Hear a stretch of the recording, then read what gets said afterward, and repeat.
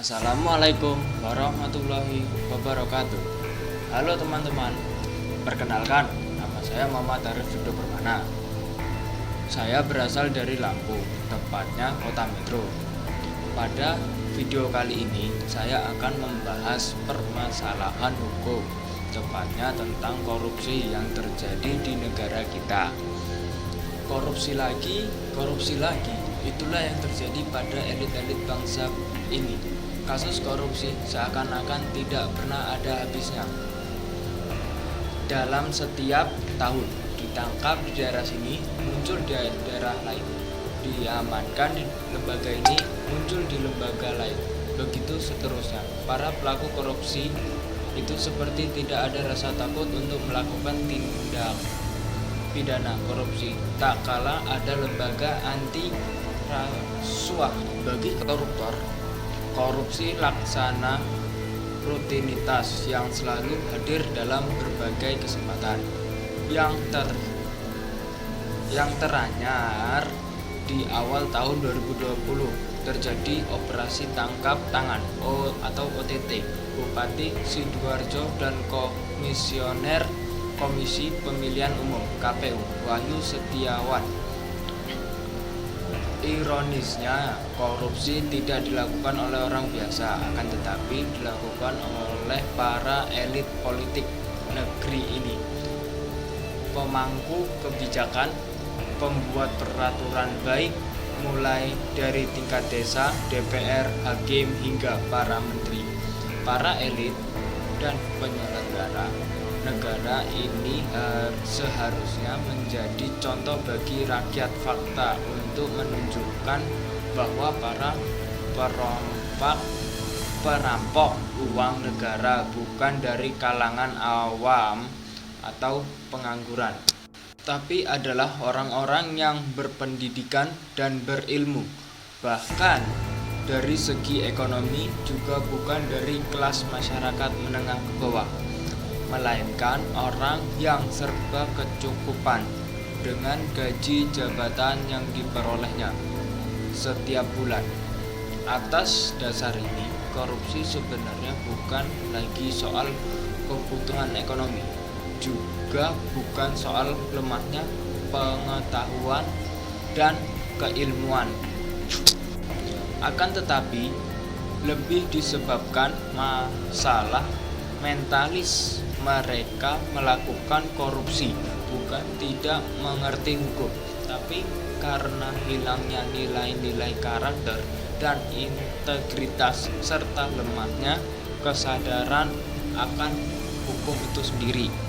Secara normatif, Undang-Undang UU Tindak Pidana Korupsi sebenarnya sudah relatif baik, walaupun masih terdapat beberapa celah yang harus diperbaiki, misalnya terkait dengan pasal 37B Undang-Undang Nomor 19 Tahun 2019 yang mengatur kewenangan Dewan Pengawas.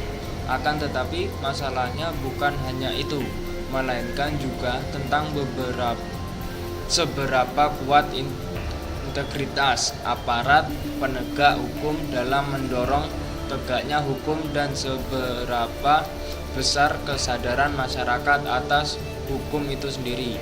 Karena meskipun peraturannya baik, tanpa didukung kultur dan struktur hukum yang baik, maka ia hanya akan menjadi macam ompong yang tidak bisa mencengkram mangsanya. Menurut Lawrence M.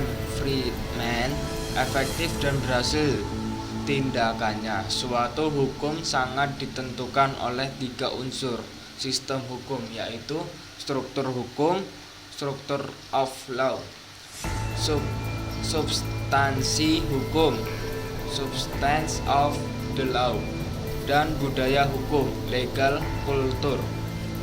Struktur hukum menyangkut aparat penegak hukum.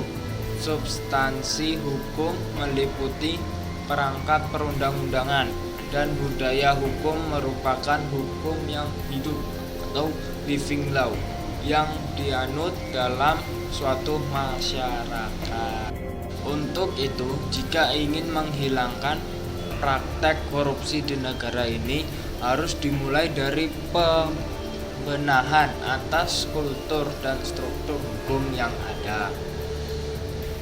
Terus, jika kultur dan struktur hukumnya sudah baik, niscaya pelanggaran hukum semacam korupsi akan hilang.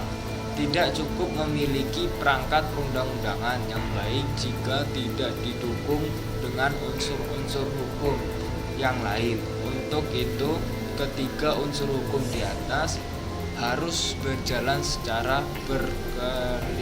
berkelindan agar hukum yang dibuat dalam rangka mewujudkan keadilan dan pencegahan korupsi bisa berjalan secara efektif dan penegakan hukum yang berkeadilan dapat dirasakan masyarakat. Dalam rangka mencegah dan memproteksi tindak pidana korupsi, pencegahannya harus dimulai sejak dini. Misalnya, langkah yang bisa dilakukan adalah dengan memanfaatkan lembaga pendidikan. Di lembaga pendidikan, para generasi bangsa itu bisa dididik untuk menjadi pribadi yang berkarakter dan berintegritas melalui pendidikan kesadaran hukum dan anti korupsi. Sebab jika mengacu pada fakta tentang kasus korupsi, ternyata lebih disebabkan mentalis yang kurang baik.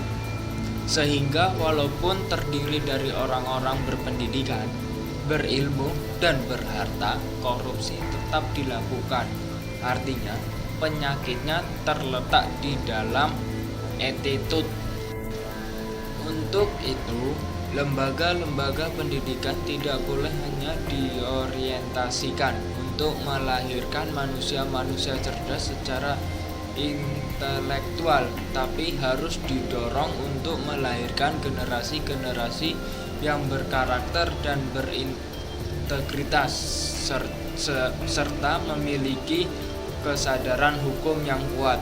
Untuk memperkuat ini bisa didukung dengan perangkat hukum dan peraturan perundang-undangan sebagai payung hukum agar program-program semacam itu dapat terrealisasi dengan baik. Dan akhirnya beberapa tahun ke depan akan lahir generasi yang tidak hanya cerdas. Dengan demikian, masalah korupsi di Indonesia dapat dicegah melalui pembangunan mentalis karakter anak bangsa dan penguatan kesadaran hukum agar budaya hukum yang baik bisa terbangun. Jika budaya hukum baik, maka elemen hukum yang lain juga akan baik. Dengan langkah ini, bisa dipastikan beberapa tahun yang akan datang di Indonesia akan diisi oleh generasi-generasi yang berintegritas dan punya kesadaran hukum, sehingga praktek korupsi akan berkurang di negeri ini. Demikian yang dapat saya sampaikan. Mohon maaf jika ada kesalahan. Saya akhiri. Wassalamualaikum warahmatullahi wabarakatuh.